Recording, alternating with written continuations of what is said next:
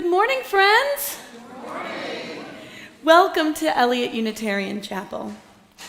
If you are an immigrant, a refugee, or a person without documentation, you are welcome here. If you are black, brown, white, indigenous, APIA, whatever your origins, you are welcome here. If you believe in God all of the time, some of the time, or none of the time, you are welcome here. If you have a disability, visible or invisible, you are welcome here. If you've been here 100 times or today is your first time, you are welcome here. If you want for nothing or struggle every day to make ends meet, you are welcome here. No matter whom you love or what your gender identity, you are welcome here. For this is a community of diversity and of love and of justice, and it is good to be together. My name is Lisa Pavia Hegel. My pronouns are she, her, and I'm blessed to be your liturgist today, whether you're here live in Kirkwood or joining us online. Joining me is our lead minister, Reverend Krista Taves, and Lisa Dahlgren. Lisa, wave your hand. Who is our pastoral care associate, here if something is weighing on your heart. If you have young children staying with you today during the service, and they start to get a little restless, you are welcome to take them to the fellowship hall where there will be a live feed of the service, and they can run all they like. Now let us enter into a spirit of worship.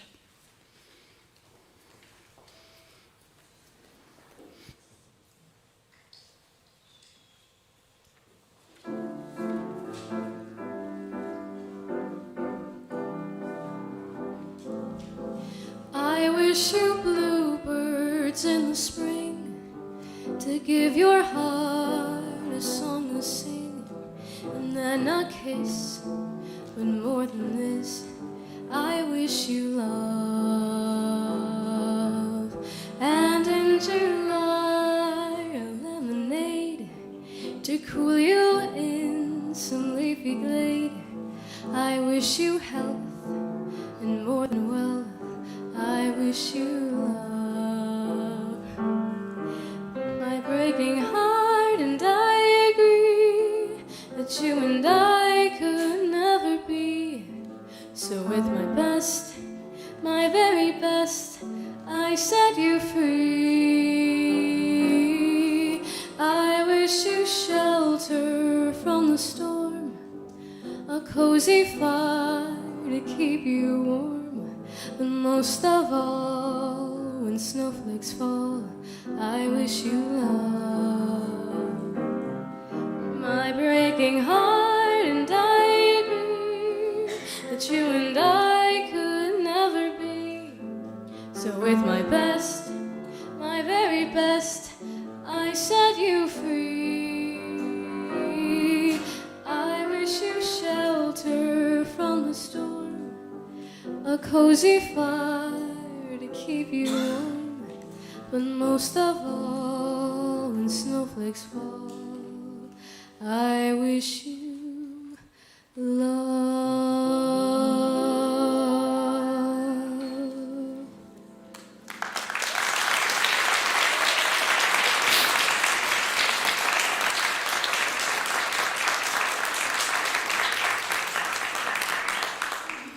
Sorry, that's my kid.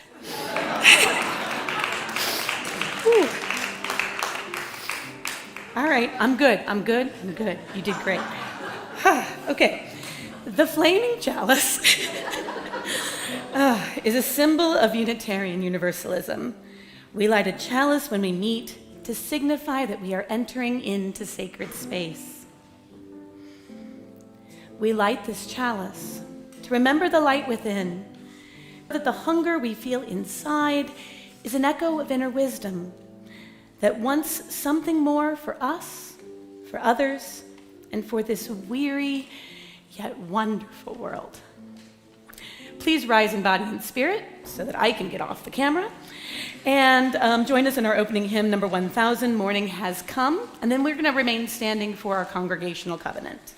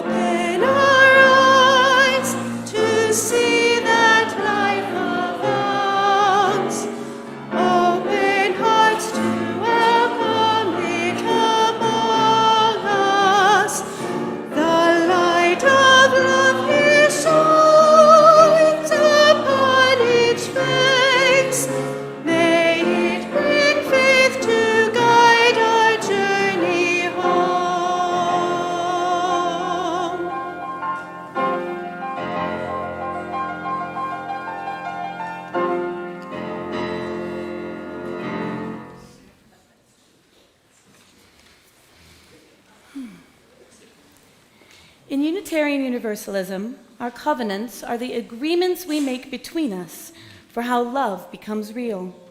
Please join with me in reading our congregational covenant, printed in the order of service. As a free congregation, we promise to one another our mutual trust and support. To create beloved community, we promise to be kinder to each other than we have to be, to listen fully to each other, open mind and heart, speak responsibly and respectfully, and to find ways to improve our church for all of our members and friends. Good morning.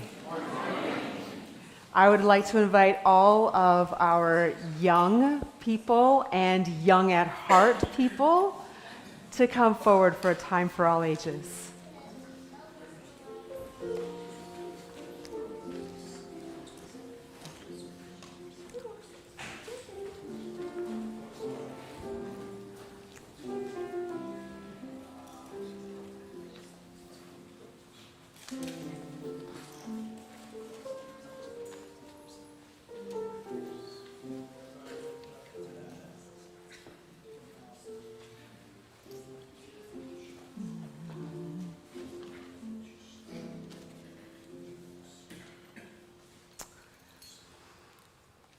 Today, our story is called Phoenix Goes to School.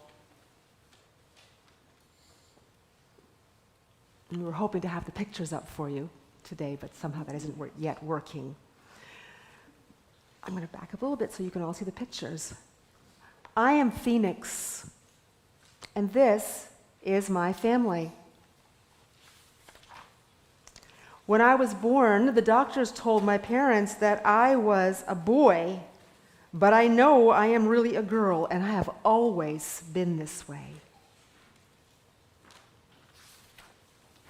Just like I always wake up early as soon as my eyes are open, I pop out of bed and get to work playing. I build marble runs and play my drums. I'm racing cars and drawing moons and stars. I'm twirling, dancing, and doing handstands, building towers, and drawing flowers. Yeah.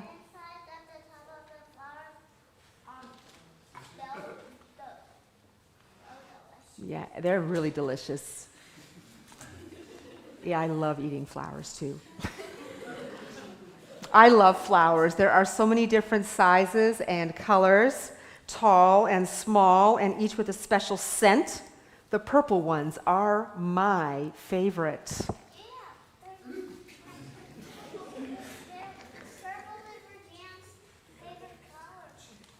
Mine too. I love dresses too. I like the way they swish and swiggle when I walk. I like sparkles and shine in the sun. Today is my first day of school, and I'm scared to wear my dress to school.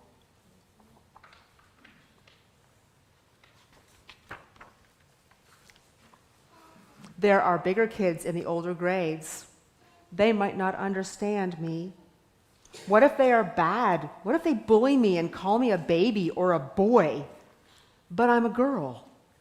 What if no one will play with me or want to be my friend?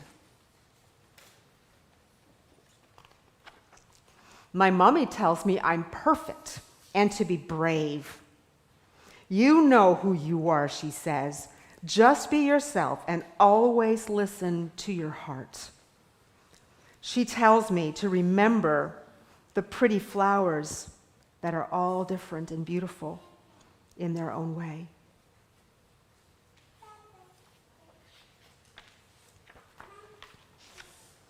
I hide behind her legs when we get to school. My teacher says I look beautiful, and my friend Maya says, I love your dress.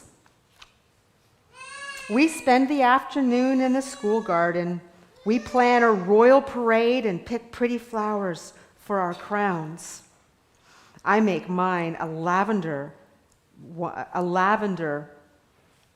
Sorry, I'm pretending upside down.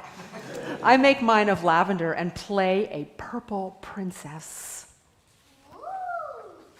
I know, pretty cool. One boy asks, "Are you a boy or are you a girl?" "Girl," I answer. "It's okay to ask." "Want to watch me do a handstand?" I say. "Okay," he says. "Wow, what a wonderful handstand. Now watch me do a handstand."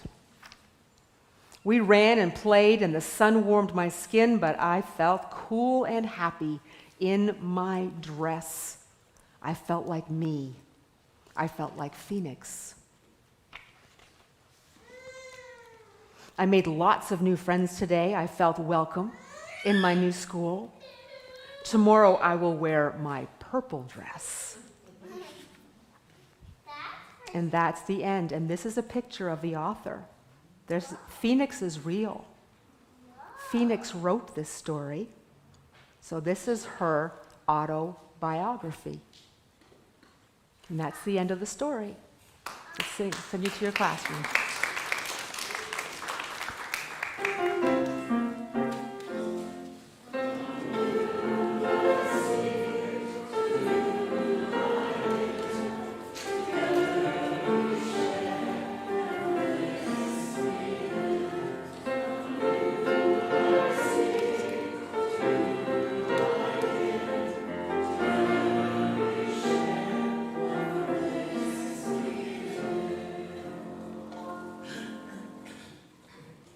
I invite you to join with me as you are willing and able in this spirit of prayer and meditation. You may want to make sure you're seated comfortably in a way that helps you to feel grounded and anchored. And let's start with 3 deep breaths, as you wish.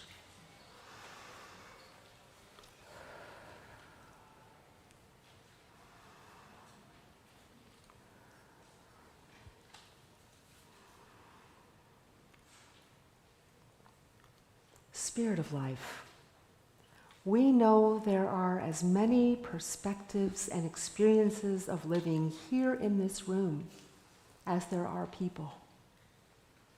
Please guide us gently into appreciating and listening.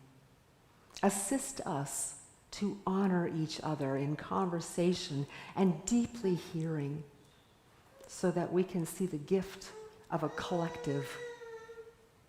Show us how we can find understanding by learning to speak one another's languages so that we may go deeper into our beliefs and connection through a personal, communal, and perpetual evolution. Breath of life, give us the patience to live into this faith of community, the curiosity to ask loving questions of each other, and allow us to be always expanding our spiritual awareness of the worlds within and without. Let us enter into a time of silent meditation.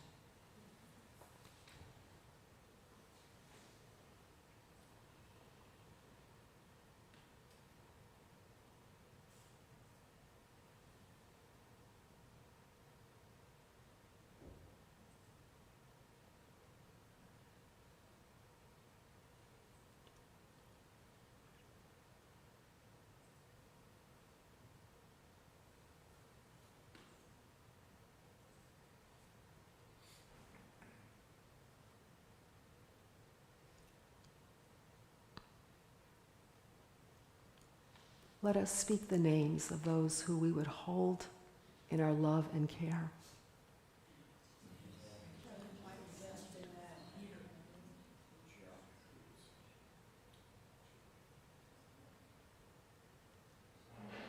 Spirit of life, we offer our gratitude for the comings and goings, beginnings and endings, through which we have each been granted the opportunity to reflect with openness, both upon what is within our individual experience and that which is within another's.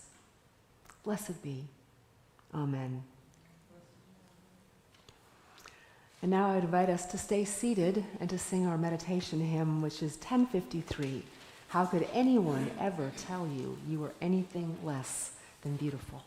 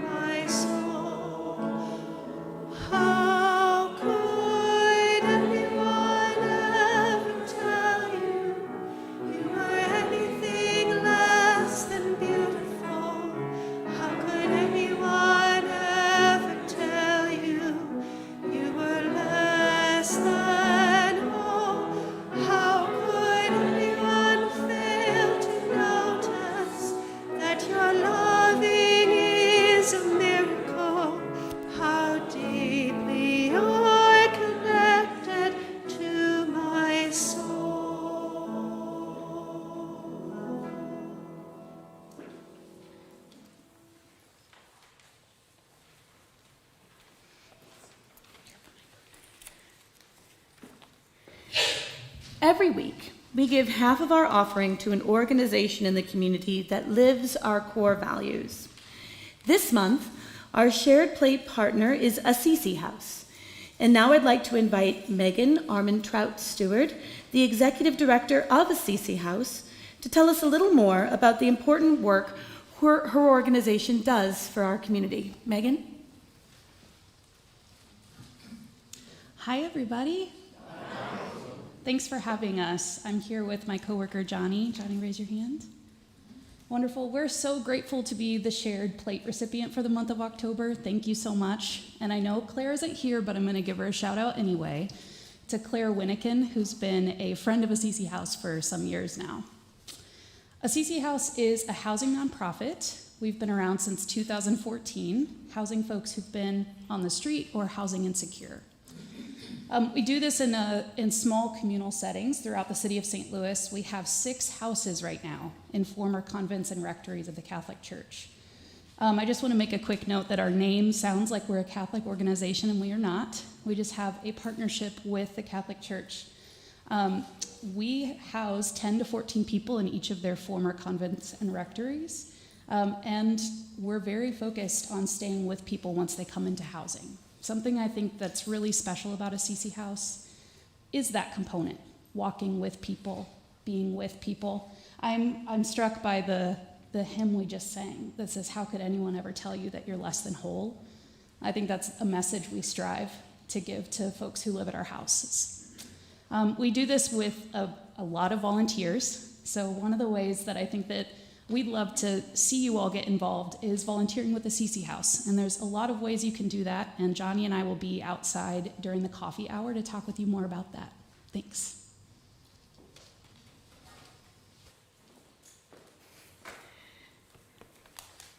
Thank you so much, Megan. You are welcome to donate through the plate or online using the QR code on the screen or in your order of service. Let us be a generous people.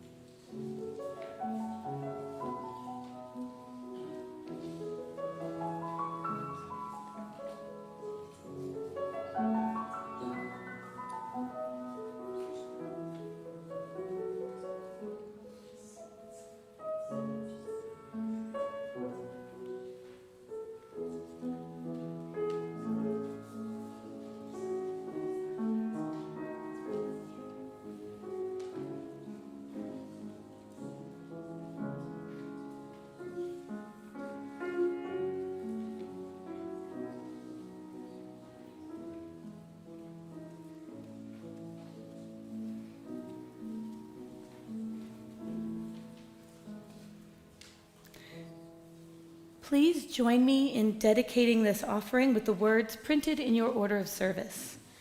To the work of the church, which is weaving a tapestry of love and action, we dedicate our lives, and these are offerings.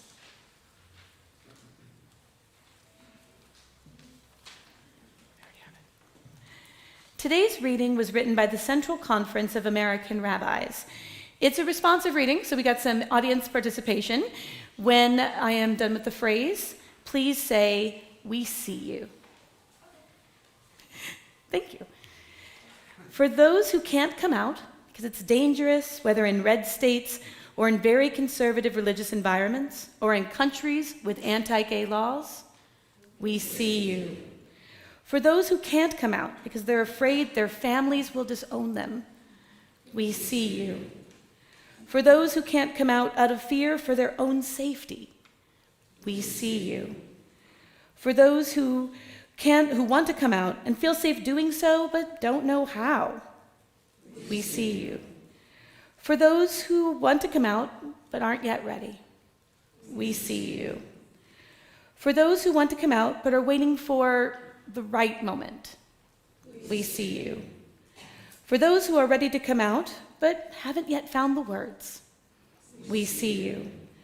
For those who've had to come out more than once, we see you.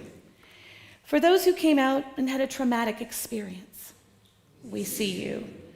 For those who are out in some places but not in others, we see you. For those who never got the chance to come out, we see you. For those who came out, found peace and love and acceptance, we see you. And for all of us, we see each other and we honor our journey and those yet to come.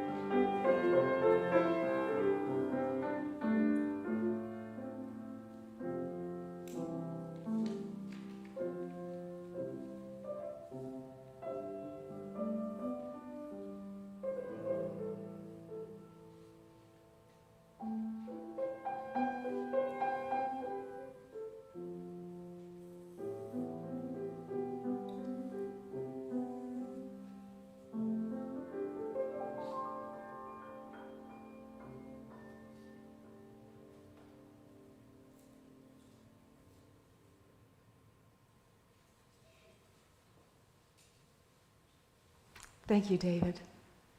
Thank you. It is so good to see all of you. After being away for, 3 weeks, 6 of us from the chapel went to Transylvania, Romania on a pilgrimage. It feels kind of strange to say that. I mean, do you do pilgrimages? Well, yes, we do. Transylvania's Hungarian Unitarian community is the oldest and largest Unitarian community in the world. Our trip started in Cluj-Napoca, where Unitarianism was established 450 years ago. And then we crisscrossed southern Transylvania, ending up in the Carpathian Mountains with our partner church, St. Martin, where we enjoyed their Thanksgiving celebration. We ate more than you can imagine, had to try everyone's palinka, which is a kind of plum brandy that everyone makes themselves, so you really just can't say no very easily. That was interesting. But we also worshiped, and we sang, and we built connections with the community. And it was a life-changing experience, which you're going to hear all about in other sermons. But going to Transylvania also meant that I was pulled back into a question that I had left behind decades ago. Was I going to be open about my life? Open about my female partner of 22 years? I've been out of the closet since I came out to myself as bisexual at 15, and then I came out fully to my family in 29, and now there are almost no places in my life where I'm not known for who I am, including in this faith where we have so embraced LGBTQIA+, and there's more. I'm sure I've missed something because it keeps growing. We've embraced so many people that we almost don't even think about it. I mean, we're not perfect. We still make mistakes. Sometimes we make big mistakes and learn that we're not there yet, or there's another step for us to take. But we do have this strong commitment to the journey. We have a strong commitment to learning, inclusion, and affirmation. But Hungarian Unitarianism is different. It's more socially conservative, even though it is considered the most liberal church in Transylvania.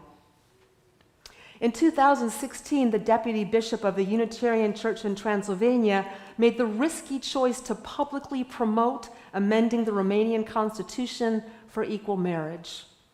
But he did not get the support of other church leaders. They didn't speak against him, they just didn't speak. Then in 2017, some church leaders considered formally supporting equal marriage, and they created this process for a decision that they hoped would lead to the embrace and affirmation of same-sex marriage within Hungarian Unitarianism. But in many European churches, European countries, churches receive a lot of their funding from the state. There isn't a separation of church and state like there is in this country. And so clergy get most of their salaries from the state. Churches get most of their money from the state to take care of everything. And then Romania threatened to withdraw that if they confirmed their support for same-sex marriage. And the clergy would have lost their salaries, and the churches would have gone bankrupt. And also, Hungarians are a minority in Romania, and they face discrimination on all kinds of levels. So this decision to go against the tide and to let go of funding would have been disastrous. So what were they going to do? They voted over 80% in affirmation that marriage is only between a man and a woman. And how many voted because they really believed it or because of Romania's threat? We don't know. And so as I was preparing to leave, I thought about all this, and I wondered if things had changed. I wondered whether I wanted to be open about my life. I mean, how much did it mean to me?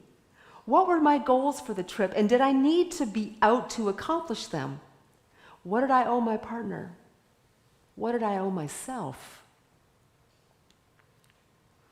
Today we're recognizing National Coming Out Day, which started in 1988.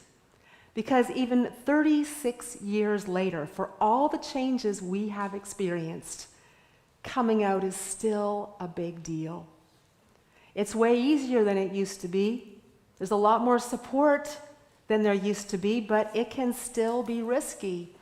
States like Missouri are in a backlash that wants to return us to the closet and even eliminate parts of our community by denying essential health care and making their existence illegal. And there are still those who are working tirelessly to take away what we have come to take for granted. It's not over. The theme of October is deep listening, which for Unitarian Universalists is part of our spiritual practice. So is deep sharing, which is its partner. Deep sharing and deep listening are core spiritual practices in so much that we do. They are core to our covenant groups, and we draw on them in our meetings and in our decision-making processes. If Unitarian Universalists were Catholic, deep sharing and listening would be sacraments, because we elevate a commitment to truth, authenticity, and an embrace of who we are. This is what love looks like. And today I want to explore the act of coming out from that perspective, because coming out is an act of deep sharing from the core of who you are, in the hope that the one you tell might just bless you with their deep listening. Maybe they'll even rejoice in who you are. And if they don't, well, at least you are living your life authentically. And isn't that what most of us want? We want to be fully accepted, embraced, and celebrated for who we are, regardless of our sexual orientation and gender identity. So I want to share with you the story of how National Coming Out Day happened, because it was all about truth, authentic living, and an embrace of difference. But it was also about actual physical survival. So the 1980s was a very painful time in the gay community. Because of what? Because of the AIDS epidemic, that's right. And among the many victims, thousands of gay and bisexual men were dying. And thousands more were grieving their passing. I have a friend who went to 54 funerals in 1 year. And you can still see the trauma in their eyes. And the trauma was not just about the deaths. It was also seeing all levels of government and most of society choosing to do nothing. Nothing. There was a stigma that AIDS was a gay disease resulting from an immoral lifestyle, and these were disposable people. They did not matter. So let them die. And that was really how it was. And as the deaths increased, so did the anger and desperation in the community. Something had to be done to pressure decision makers to see the humanity of those who were suffering and to commit resources to fight this epidemic and bring some dignity to those afflicted with the disease and the loved ones who were losing them, even as they themselves might be dying from the same disease. And one of the ways the community responded was to go all out to raise awareness of the AIDS epidemic, to humanize the people being lost, and to pressure the authorities to take action. ACT UP started in 1987. How many of you have heard of ACT UP? And they had exactly those goals, and they became famous for their in-your-face tactics. They left coffins in front of government offices. They had public funerals where they would roll the coffin with the remains of an AIDS victim down the street. They shut down the FDA, and in one of their most famous actions, they dumped the ashes of AIDS victims on the White House lawn. I mean, they were not messing around. And I think the tactics of ACT UP can be understood as collective, deep sharing. It wasn't a fuzzy feel-good kind of sharing like we may have in our covenant groups where you feel completely safe or safe enough to really disclose personal things about your life. It wasn't that kind of sharing. It was a vulnerable, risky, courageous, in-your-face deep sharing that was not asking. It was demanding deep listening and action. And slowly, it got results. National Coming Out Day started a year later in 1988. And this group had a different approach.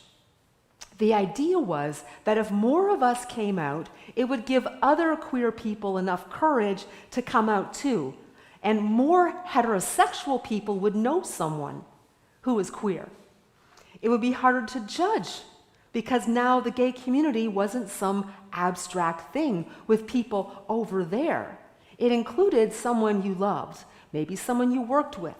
It could be your kid or your sister or your cousin or your best friend or a parent, someone you would grieve if they died of HIV.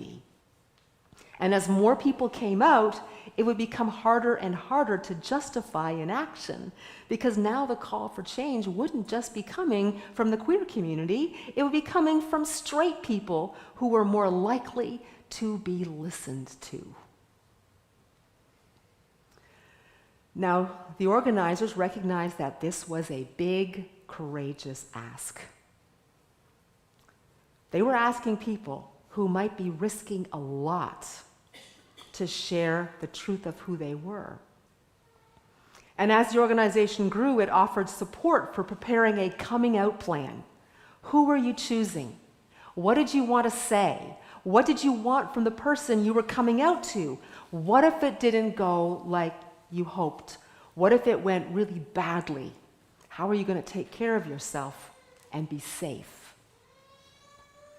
If it was the right time for you to come out, National Coming Out Day offered not just the hope of changed politics and policies, but also personal freedom, that regardless of all the homophobia around you, regardless of everything that kept pushing you down, you could be proud of who you were. Don't let anyone tell you that you are anything less than beautiful. You can live in your truth. No shame, no apologies, your truth. So did it work? 36 years later and many studies later, actually it did. We know that it worked.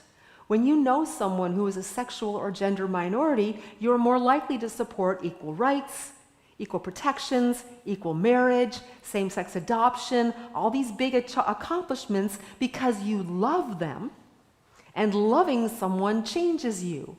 It changes the way you see the world around you and the way you see yourself. There have been so many advancements in the treatment of HIV that it is no longer the death sentence that it used to be. And the majority of Americans don't want to live in a society that oppresses queer people. I mean, think about it. This is a massive cultural change that happened in just under 4 decades. That's like the speed of light when you think about the universe. Really. And of course, we're seeing a backlash. They always happen when rights are expanded. It's like clockwork. And as horrific and dangerous as the backlash we're now in is, it's a sign of how powerful we've become. And I include everyone in that we. Queer people and our allies. We did this together. We literally saved lives together. We saved actual human beings together. And it's not done. For some in our community, coming out is as dangerous as ever. The rate of transgender murders doubled in 2023 because of this backlash. Suicides have gone up. I mean, politicians are leapfrogging over each other to paint this vulnerable community as a danger to society. They have become political pawns to inspire hate and fear and division. Public support for transgender and other gender expansive people is much lower than it is for gays and lesbians. And yet, just as in 1988, more gender expansive people are coming out. Gender expansive is a term I learned about this week. Language is always changing, and it includes transgender, non-binary, intersex, and others who expand beyond the binary of male-female. This is courageous sharing. The risks are higher than they are for people like me, a cisgender, queer, middle-aged woman who can pass. Now, if you've chosen to come out, hats off to you. And if you're not there yet, know that you have a lot of support in communities like this one where you will find understanding and acceptance for your journey wherever you are on it. Who could have thought that deep sharing and deep listening could change the world? So what did I decide to do on my trip? Wore my wedding ring. I included a photo of my partner in the albums we gave as gifts to our host families. I chose not to draw attention to myself, but rather to go with the flow. And if an opportunity presented itself, I decided in the moment what I wanted to do. And sometimes I let the moment pass me by, and increasingly, by the end of my trip, I wasn't. I was actually being more transparent about my life. So I didn't create the moments. I didn't make it happen, but I wasn't hiding either. And I will admit that it took some energy. I was surprised how much energy it took because I'm not used to thinking about this anymore. And isn't that a privilege that I'm not used to thinking about this anymore? That there are so many places in my life, most of the places in my life, I can be exactly who I was. And it was a good reawakening for me to remember those feelings of unsureness, those feelings of fright or of hesitation or of not knowing how to read the people around you. But it could have been much harder because my caution wasn't about doubting myself at all. I was making decisions about how I wanted to connect with a community that generously opened its doors to us. And isn't that what this freedom is about? Right? Everyone gets to make their choices and be respected and valued for their choices. So on the 36th anniversary of National Coming Out Day, I want to invite you to think about how deep listening and deep sharing have changed your life. What risks have you taken in the ways that you share yourself with those around you? What risks have you taken when it was time for you to listen deeply? And this week, I challenge you, all of you, regardless of your orientation or gender identity, to come out in some way. That supports increased inclusion for LGBTQIA+ people. You might share something about your own journey of self-discovery. You might share with someone that you support transgender people and why you support transgender people. And when you share, you may be then asked to switch into deep listening as people process what you shared with them, because really you do not know how they will respond. You could find out that you're kindred souls and have the same feelings, and then you have enlarged your community and your feeling of trust, or you might have a very different conversation. It will be your call, how you respond, how you listen. How you listen, and then how do you keep on sharing deeply in that way? You are living into the vision cast 36 years ago that freedom and justice comes through authenticity, truth, and love. And when you carry that vision with you, you are changing the world. May it be so. Amen and blessed be. I invite you to rise in body or spirit for our closing hymn, number 1008. Oh, we give thanks for this special day. We're singing verses 1 and 2.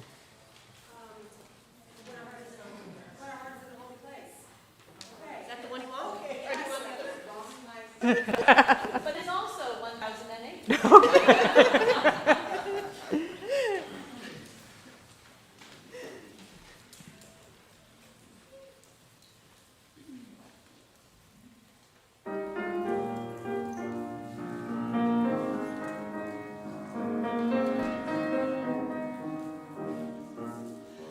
When our heart is in a holy place, when our heart is in a holy place, we are blessed with love and amazing grace. When our heart is in a holy place, when we trust the wisdom in each of us, every color, every creed and kind, and we see our faces in each other's eyes, then our heart is in a holy place. When our heart is in a holy place, when our heart is in a holy place, we are blessed with love and amazing grace. When our heart is in a holy place, when we tell the story from deep inside, and we listen with a loving mind, and we hear our voices in each other's words, then our heart is in a holy place. When our heart is in a holy place, when our heart is in a holy place, we are blessed with love and amazing grace. When our heart is in a holy place, when our heart is in a holy place.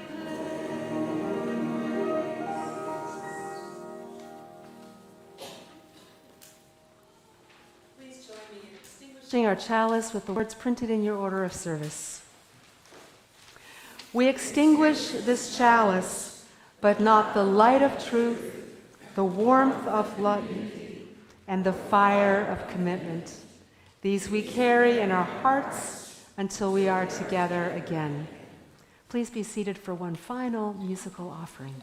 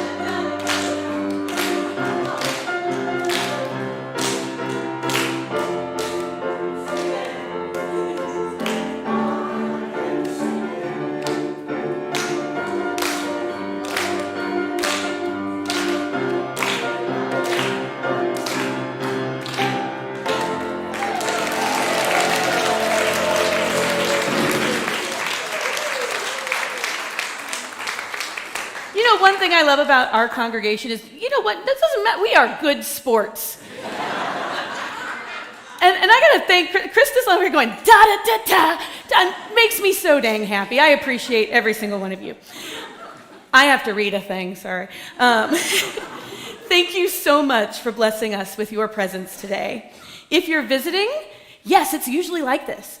And I hope it was meaningful to you and that you come back. Please fill out a guest card. Our beautiful, fabulous greeters are happy to give it to you.